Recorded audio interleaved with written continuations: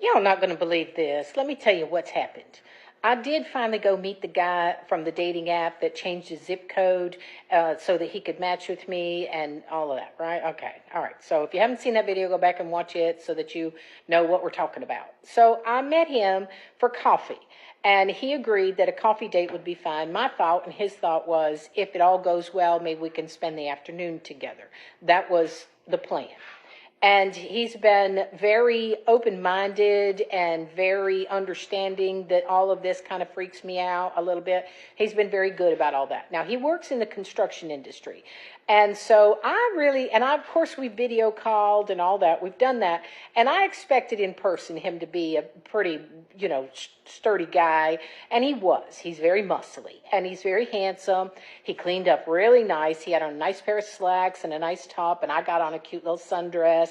And we had coffee and we hit it right off, just really flowed to the conversation. Of course, we've been, telephone calls and texting, all that's been good. So while we sat there, he said, what do you want to do next? Because we've been there about 45 minutes or so. We've had our coffee. It's done. The cup's empty. And he said, what would you like to do next? And I said, oh, okay. So I took it as an indication that he was having as good of a time as I was. And he said, what do you want to do? I said, oh, we could go do a little walking tour downtown of the murals. There's another coffee shop down there, or we could go play miniature golf, or, there's lots of little things here in Dothan we can do. And he said, well, what do you want?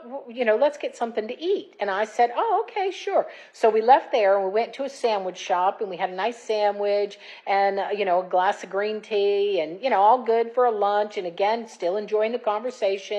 The conversation just kind of flowed with us. And so at the end of lunch, he said, well, where do you want to go for dinner? And I thought, we haven't even left this restaurant. He's already talking about another restaurant. Okay. I said, oh, well, I don't know. I hadn't thought that far ahead, I guess.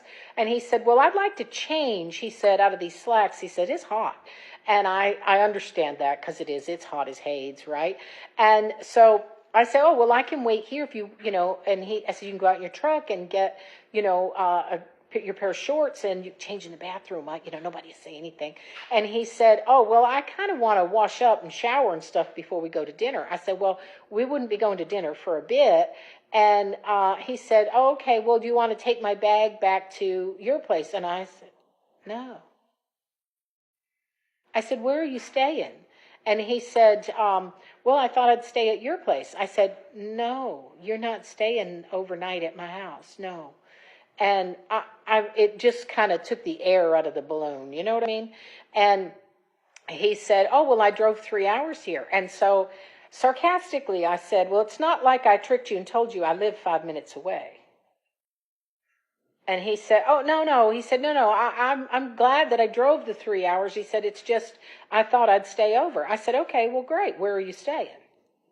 And he said, oh, well, I guess I can get a hotel room or something. I said, yeah, you're going to need to either get a hotel room if you're staying or you're going to sleep in your truck because you're not staying at my house.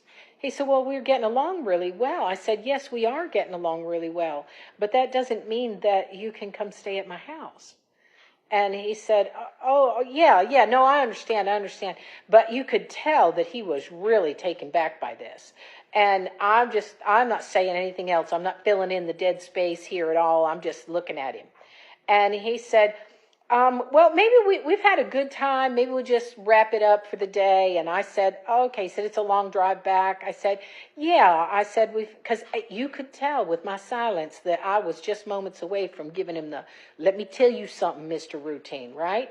And it just changed the whole date because we really were having a nice time and I really was enjoying his company. I don't know what I think about this. Now, if he had mentioned it and was just testing the water, like he already had a room, already said, well, hey, we could go back to your place and take a shower and get all changed up. And when I said no, he said, no, I'm just teasing. I really have a room at the whatever hotel. If he'd just done something like that, just kind of testing the water to see what I'd say, I would have actually gotten a tickle out of it. I'd have got a chuckle out of it. But he wasn't. He was absolutely serious. And I had not thought ahead about is he staying over or not, because that is not of any concern of mine. And I don't know. I think we're back at ground zero. maybe not, maybe yes. I don't know where this is going because I haven't talked to him since then. It's been about an hour since, so he ain't even home yet. But and he did reassure me that he did not open up another account. He's not been watching my TikTok. He said he totally understood how that would freak me out. And I don't know. I think we're back at ground zero, girls.